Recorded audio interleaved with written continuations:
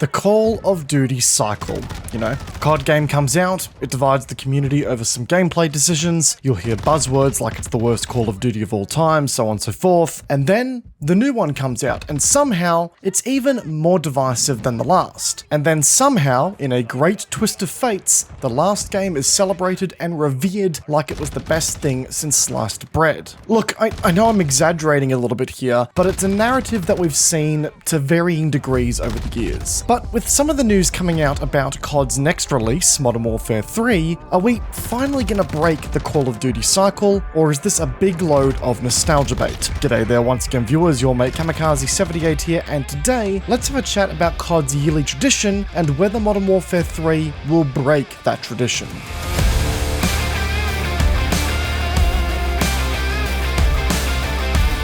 Now, I'm not gonna lie folks, Modern Warfare 3 has really got my attention at the moment based on all of the stuff I've been hearing so far about the game. And I get it, we've all been conditioned to be overly cautious of AAA gaming right now, rightfully so, might I add. But I must admit, some of the early stuff that I've been hearing about this iteration of Call of Duty has me a little, dare I say, optimistic. It really feels like a toxic ex who keeps trying to get me back, and credit to the crafty bitch, it's possibly working just a little bit here. Just a couple of days ago, we got some early gameplay and in-game looks at the map offering in Modern Warfare 3, which yes, will be all 16 maps from the original Modern Warfare 2 game that was released back in 2009. And let me tell you folks, upon seeing that gameplay, my inner child came out straight the fuck away. Those maps hold so many good memories for me. A lot of my closest friendships were formed on those maps. And those maps were also where I learned some very interesting words of the English language as a young lad. Learned a lot about my mother too, apparently. But no, the likes of Rust, Afghan, Favela,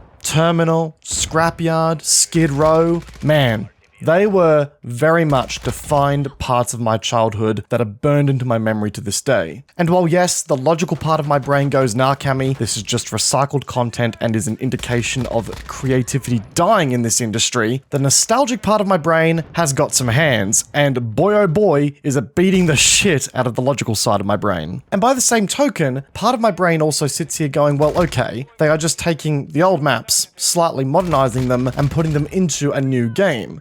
Surely that means that we'll get a game with a ton of really good maps to play on, which gives me a little bit more hope that this Call of Duty will at least have some fun elements to play with, regardless of how the game actually turns out. And I don't know about you guys, but I'm personally pretty keen to hit those cross-map, team-wide collaterals on High-Rise again, but that's just me, right? And if you guys are interested in seeing some of that action live, then a reminder that I stream on Twitch 3 times a week at twitch.tv/kamikaze78, linked at the top of the description down below. It'd be great to catch up with you guys there and connect with you on the streams as well. So come on by and say g'day. But beyond the maps, we are starting to hear some news as well around the gameplay and the core mechanics of Modern Warfare 3 as well. And some of these details include the return of red dots to the minimap when you fire an unsuppressed weapon, HP being increased to 150 to lengthen out the game's time to kill, the ninja perk is making a return to the game, and the ghost perk will only work when players are moving. All perks that you have equipped in a class will be available at the start of the match and will be customized through changing the gear that is visually equipped to your character, that being things like helmets, gloves, vests, boots, etc. Slide and reload cancelling are making a return with faster mantling speeds to boot, really speeding up the game's pace, and tac sprints will be longer in duration depending on the weapon class you have equipped, and tac sprints will recharge even while you're sprinting. All in all, it sounds like a good list of changes that, in combination with the solid maps that are coming, could make for a good, fast-paced, somewhat arcadey COD experience. It sounds like, in a lot of ways, in a lot of instances, a return to form for the Call of Duty franchise that may see us break out of this COD cycle that we seem to go through at the moment. Will we finally have a game on our hands that actually,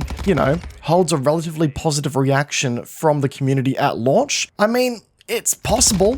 Of course, I know that there are some people out there who prefer the more quote-unquote tactical or Sentinel Campfest gameplay that Modern Warfare 2 will often push you into, but to me, the changes that are in place here for Modern Warfare 3 look like they're going to push the experience towards something that's more traditional for COD, which, if past feedback is anything to go by, is what the majority of COD audiences are looking for right now. So Sledgehammer Games are certainly making some steps in the right direction. However, as good as Modern Warfare 3 is sounding, conceptually at least, there is this little nagging thought in the back of my head that we are all being taken for a ride here by Activision. I mean, Activision bends us over and has their way with us all the time, but beyond the usual railing, I feel like there's something more at play here. I'm sure we all remember the rumors and some of the leaks from the early launch days of Modern Warfare 2 that were talking to Modern Warfare 2 being a 2-year game, one that would receive a large-scale standalone expansion pack to tide us over between the gap of premium releases from Call of Duty. An expansion pack that was rumored of having significant single-player and multiplayer content. Fast forward to today, and as things,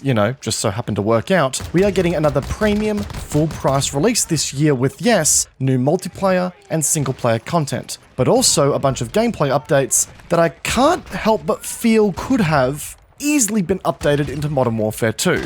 Now, it's worth pointing out at this point here as well that all operators, bundles, and weapons for Modern Warfare 2 will carry across to Modern Warfare 3, which, to play the optimist for a second here, is great for you if you dropped a lot of time and money into Modern Warfare 2 through its life cycle. You get to keep all that content for the long haul here for another year of gameplay, and it's the first time we've ever seen a COD game do this. But to me, it also suggests that Sledgehammer weren't originally planning to develop an independent release, that they were only planning to develop the mid-life content for Modern Warfare 2, that being a suite of new maps, a new single-player chapter, and integrating a bunch of core game updates while leveraging on the existing content for Modern Warfare 2. But no, we're now forced to spend yet another $70 to get those core updates and those fan-favorite maps, which I'm willing to bet will lead to an objectively better game. But again, it's going to cost us. And I get it, folks. That's how most sequels and franchises operate. They start off with some ideas and they mature over time to develop a better end product. And I don't want to sound too much like a spoiled brat here. I'm happy that these changes are being made. I'm happy that all these classic maps are coming back.